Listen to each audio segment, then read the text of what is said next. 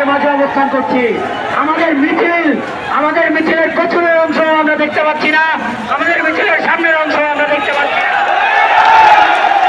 আমাদের মিছিল ঢাকা থেকে শুরু করে চট্টগ্রাম থেকে শুরু করে রংপুর থেকে শুরু করে চাপাই থেকে শুরু করে বরিশাল সবখানে ছড়িয়ে যাবে আমাদের আন্দোলন।